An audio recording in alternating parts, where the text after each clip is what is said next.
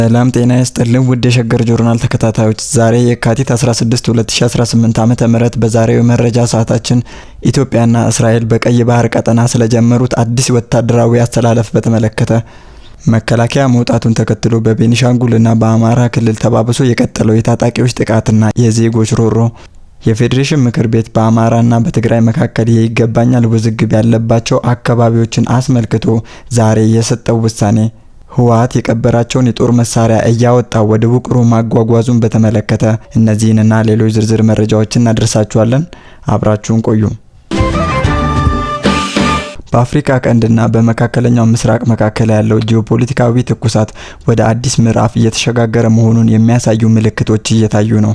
የእስራኤሉ ጠቅላይ ሚኒስትር ቤንያሚን ኔታንያሁ ይፋ ያደረጉት አዲስ የኢኮኖሚና የደህንነት ኮሪደር ኢትዮጵያ በቀይ ባህር ላይ ሉዓላዊ የባህር በር ለማግኘት ከጀመረችው ዲፕሎማሲያዊና ወታደራዊ እንቅስቃሴ ጋር ስትራቴጂካዊ ውህደት እየፈጠረ መሆኑ ተመላክቷል። ይህ አስተላለፍ ለኢትዮጵያ የዘመናት የባህር በር ጥያቄ አዲስ ተስፋን የፈነጠቀ ሲሆን ለአካባቢው ደህንነት ደግሞ አዲስ አስተላለፍን ይዞ መጥቷል። እስራኤል ህንድና አውሮፓን የሚያስተሳስር ሰፊ የንግድ መስመር ለመዘርጋት በምታደርገው ጥረት የቀይ ባህር ሰላምና መረጋጋት ወሳኝ ቅድመ ሁኔታ ነው። በዚህ መስመር ላይ እንደ ኢትዮጵያ ያሉ ቀጠናዊ ተጽዕኖ ፈጣሪና ጠንካራ ወታደራዊ አቅም ያላቸው አጋር ማግኘት ለእስራኤልም ሆነ ለምዕራባውያን አጋሮቿ የስትራቴጂክ ምርጫ ሳይሆን የግዴታ ጉዳይ የሆነ መጥቷል። ኢትዮጵያ በአንጻሩ የባህር በር ጥያቄ የህልውና ጉዳይ አድርጋ በመያዝ በተለይም በአሰብ ወደብ ወይንም ሶማሌላንድ ጋራ በተፈራረመችው የመግባቢያ ስምምነት መሰረት የራሷን ወደብና የባህር ኃይል ለማቋቋም የምታደርገው ጥረት ከኔታንያሁ አዲስ እቅድ ጋራ በቀጥታ ይገጣጠማል። እስራኤል ከሶማሌላንድ ጋራ ያላት ዲፕሎማሲያዊ መሬት የመጥረግ እንቅስቃሴ ኢትዮጵያ በዚያው ቀጠና የባህር ኃይል ሰፈር ለማግኘት ካላት እቅድ ጋራ መናበቡ የአካባቢውን የኃይል አስተላለፍ እየተቀየረ መሆኑ ማሳያ ነው። የሁቲ ታጣቂዎች በቀይ ባህር ዓለም አቀፍ የንግድ መርከቦች ላይ የሚሰነዝሩት ጥቃት የዓለምን ኢኮኖሚ እያናወጠ ባለበት በዚህ ወቅት ኢትዮጵያ በባህር ዳርቻው ላይ መኖሯ ለምዕራባውያን ትልቅ እፎይታ ነው። ጠቅላይ ሚኒስትር አብይ አህመድ በሐዋሳ የልዩ ዘመቻ ኃይል በዓል ላይ ባደረጉት ንግግር ኢትዮጵያ ለቀጠናው ሰላም ያላትን ቁርጠኝነት አጽንኦት ሰጥተውበታል። ጠቅላይ ሚኒስትሩ ከሶማሊያ ጫፍ እስከ ምጽዋ ጫፍ በባህር የሚያጋጥሙ ሽብሮችን ለመከላከልና ቀጠናዊ ብልጽግናን ለማረጋገጥ የሚያስችል ኤሊት ፎርስ ገንብተናል ማለታቸው ኢትዮጵያ ከአራቱም አቅጣጫ ለሚመጡ ስጋቶች ምላሽ ለመስጠት መዘጋጀቷን ያሳያል። በተለይም ቀይ ቦኔት ለባሾቹ የልዩ ኃይል አባላት ውጊያን የመጨረስ ብቻ ሳይሆን አስቀድሞ የመከላከል ብቃት እንዳላቸው መገለጹ ኢትዮጵያ በቀይ ባህር ደህንነት ጥበቃ ውስጥ የሚኖራትን ወሳኝ ድርሻ የሚያመለክት ነው። በዚህ ሳምንት የእስራኤሉ ፕሬዝዳንት ይስሐቅ ሄርዞግ በኢትዮጵያ የሚያደርጉት የአንድ ቀን የሥራ ጉብኝት ጉዳዩ ከመገናኛ ብዙሃን ወሬ ባለፈ በተጨባጭ ዲፕሎማሲያዊ ማዕቀፍ እየተመራ መሆኑን ያረጋግጣል። ይህ ጉብኝት በሁለቱ ሀገራት መካከል ያለውን የደህንነትና የኢኮኖሚ ትብብር ወደ ላቀ ደረጃ ያሸጋግራል ተብሎ ይጠበቃል። የኢትዮጵያ የባህር በር ምኞትና የእስራኤል የቀይ ባህር ደህንነት ፍላጎት መተሳሰር በአፍሪካ ቀንድ አዲስ የታሪክ ምዕራፍ እየከፈተ ነው።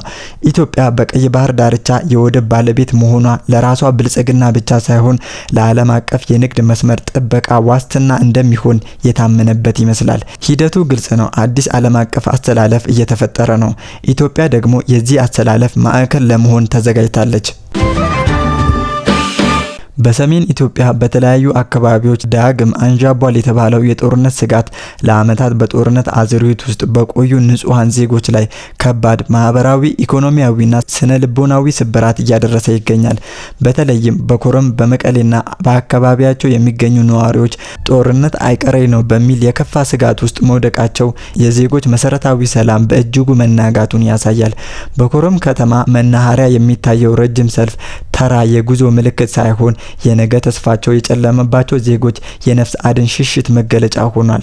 እናቶች ልጆቻቸውን አዝለው፣ አዛውንቶች ጥቂት የቤት ዕቃቸውን ይዘው የሚሄዱበት አቅጣጫ ሳይለዩ ለቀናት በሰልፍ ሲጠብቁ ማየት እጅግ አሳሳቢ ሆኗል። ይህ ሁኔታ ከትግራይ ክልል ወደ ተለያዩ አካባቢዎች በሚሄዱ ዜጎች ላይ በግልጽ ይታያል። ጦርነት ትርፉ ሞትና መፈናቀል መሆኑን በተደጋጋሚ የተረዱት እነዚህ ንጹሃን ሌላ መከራ ከመምጣቱ በፊት ቀያቸውን ጥለው ለመውጣት እየተገደዱ ነው። በመቀሌና አካባቢዋ ያለው የኢኮኖሚ እንቅስቃሴ ከጦርነቱ ወቅት በበለጠ ሁኔታ እያሽቆለቆለ መሆኑን የሸገር ጆርናል የመረጃ ምንጮች ይጠቁማሉ። ባንኮች ከ2000 ብር በላይ መስጠት አለመቻላቸው ነዋሪዎች ለዕለት ጉርሳቸው የሚሆን ገንዘብ ለማግኘት ቀኑን ሙሉ በሰልፍ እንዲያሳልፉ አድርጓቸዋል። ይህ የገንዘብ እጥረትና የባንኮች መዘጋት ንግድን ሽባ ከማድረጉ ባለፈ በቤተሰብ አስተዳደር ላይ ከፍተኛ ጫናን ፈጥሯል። ከዚሁ ጋር ተያይዞ በትግራይ ክልል የኤርትራ መገበያያ ገንዘብ የሆነው ናቅፋ ጥቅም ላይ እንዲውል የተሰጠው መመሪያና የኤርትራ ሲም ካርዶችን ለመጠቀም የሚደረገው ጥረት በአካባቢው ከፌዴራል መንግስቱ የፋይናንስና የኮሙኒኬሽን መዋቅር እየተቆረጠ መሆኑን ያሳያል። ይህ ደግሞ መረጋጋትን ከማምጣት ይልቅ በህዝቡ ዘንድ ግራ መጋባትን እየፈጠረ ይገኛል። ትምህርት ከህይወት አይበልጥም የሚለው ስሜት በትግራይ ክልል ተማሪዎች ዘንድ እየሰረጸ መምጣቱ እጅግ አሳዛኝ ክስተት ሆኗል። በከፊል ተጀምሮ የነበረው የመማር ማስተማር ሂደት በጸጥታ ስጋትና በተስፋ መቁረጥ ምክንያት ተማሪዎች ከትምህርት ገበታቸው እንዲለቁ እያደረጋቸው ነው። ይህም ለክልሉ ብቻ ሳይሆን ለሀገሪቱ የነገ ተስፋ የሆነውን ወጣት ትውልድ ለስደትና ለተለያዩ አደገኛ አማራጮች እንዲጋለጥ በር ከፍቷል። ብዙ ወጣቶች አዲስ አበባና የውጭ ሀገራትን እንደ ብቸኛ መውጫ አማራጭ መመልከታቸው ማህበራዊ ቀውስን እያስከተለ ነው። ባለፉት ቀናት በአጽቢ ዛሬማ ጣቢያ ከዚህ በፊት በህወሓት ተቀብረው የነበሩ የጦር መሳሪያዎች ተጭነው ወደ ውቅሮ መጓጓዛቸውና የተለያዩ ወታደራዊ ዝግጅቶች መጠናከራቸው በንጹሃን ዘንድ ከፍተኛ ስጋትን ፈጥሯል። የህወሓትና የኤርትራ መንግስት ትብብር ተደርጎ የሚነገረው ወታደራዊ ስምምነትም ቀጠናውን ወደ ሌላ ደም መፋሰስ ሊከተው ይችላል የሚል ስጋትን ፈጥሯል። በአጠቃላይ በሁለቱም ወገን ያሉ ንጹሃን ዜጎች የፖለቲካ ትርፍ ለማግኘት ነገር ግን የሰውን ህይወትና ንብረት የሚጠፋበትን ይህንን ትርጉም የለሽ ጦርነት በእጅጉ ይቃወማሉ። በአሁኑ ወቅት በመቀሌና በኮረም የሚታየው ይህ ሁኔታ ከቀድሞ ጦርነት በከፋ ሁኔታ ልብን የሚሰብርና የሰብአዊ መብት ጥሰት በከፍተኛ ሁኔታ የሚታይበት ሆኗል። ዓለም አቀፉ ማህበረሰብና የሚመለከታቸው አካላት ሁሉም ተፋላሚ አካላት የዜጎችን ስቃይ ከግምት ውስጥ በማስገባት ለሰላማዊ መፍትሄ ቅድሚያ እንዲሰጡ አጥብቀው እየወተወቱ ይገኛል። ኢትዮጵያ በወንድማማቾች መካከል በሚካሄድ ትርጉም አልባ ጦርነት ውስጥ ገብታ የዜጎችን ደም እንደ ውሃ በሚፈስበት በዚህ አስከፊ ወቅት በሀገሪቱ የተለያዩ አካባቢዎች የሚገኙ ንጹሃን ዜጎች ለከፋ ስቃይና እንግልት እየተዳረጉ ይገኛል። በተለይም በቤኒሻንጉል ጉሙዝና በአማራ ክልል አዋሳኝ አካባቢዎች የታጠቁ ኃይሎች የሚያደርሱት ጥቃትና የፌዴራል መንግስቱ የመከላከያ ኃይሉን ከነዚህ አካባቢዎች እያወጣ መሆኑ ለነዋሪዎች ስጋት መደራረብ ምክንያት ሆኗል። ሸገር ጆርናል ከምንጮቹ ያገኘው መረጃ እንደሚያመለክተው በቤኒሻንጉል ጉሙዝ ክልል መተከል ዞን ቡለን ወረዳ ውስጥ በመንግስት ሸኔ ተብሎ የሚጠራው የኦሮሞ ነጻነት ሰራዊት እንቅስቃሴ በከፍተኛ ሁኔታ መጨመሩ ተገልጿል። ይህ የታጣቂዎች እንቅስቃሴ ነዋሪዎች ላይ ከፍተኛ ፍርሃትን የፈጠረ ሲሆን የዕለት ተዕለት ኢኮኖሚያዊና ማህበራዊ እንቅስቃሴዎችን ሽባ እያደረገ ይገኛል። በተመሳሳይ ሁኔታ በአማራ ክልል የኦሮሞ ብሔረሰብ ዞን የሆነችው ባቲ ወረዳ ውስጥ የሚንቀሳቀሱ ታጣቂዎች በንጹሃን ላይ ያነጣጠረ እገታ፣ ግድያና ዝርፊያ እያደረሱ መሆኑን የአካባቢው ነዋሪዎች ለሸገር ጆርናል ተናግረዋል። እንደ ነዋሪዎቹ ገለጻ በተለይም በሞቱማ ጀልደይቲ፣ ጉሬና መልካ ሎጎ ቀበሌዎች ታጣቂዎች በጠራራ ፀሐይ ሰዎችን እያገቱ እንደሚገድሉና አንዳንዴም ለቤተሰቦቻቸው የማይቀመስ የገንዘብ ጥያቄ እንደሚያቀርቡ ተገልጿል። በቅርቡ አንድ የቆዳ ነጋዴ ከሰርግ ቤት ሲመለስ በታጣቂዎቹ ታፍኖ መገደሉ አካባቢው በምን አይነት ሕግ የሌለበት ደረጃ ላይ እንደሚገኝ ማሳያ ሆኗል። የዞኑ ሰላምና ደህንነት መምሪያ ኃላፊ አቶ አወል ኢድሪስ ችግሩ መኖሩን አረጋግጠው ሁኔታውን ለመቀየር የአመራር ማስተካከያ መደረጉንና የጸጥታ ኃይሉ በወሰደው እርምጃ በርካታ ቀበሌዎችን ከታጣቂዎች ነፃ ማውጣታቸውን ቢገልጹም በመሬት ላይ ያለው እውነት ግን አሁንም አስፈሪ እንደሆነ ነዋሪዎች ይናገራሉ። ይህ በእንዲህ እንዳለ የኢትዮጵያ መከላከያ ሰራዊት ቀደም ሲል ሰላም ለማስከበር በነበረባቸው የተለያዩ የሀገሪቱ ክፍሎች ለቆ እየወጣ መሆኑ ታውቋል። ይህ የኃይል ስምሪት ለውጥ የመጣው በሰሜን ኢትዮጵያ አዲስ ወታደራዊ ውጥረት በማንዣበቡ እንደሆነ መረጃዎች ይጠቁማሉ።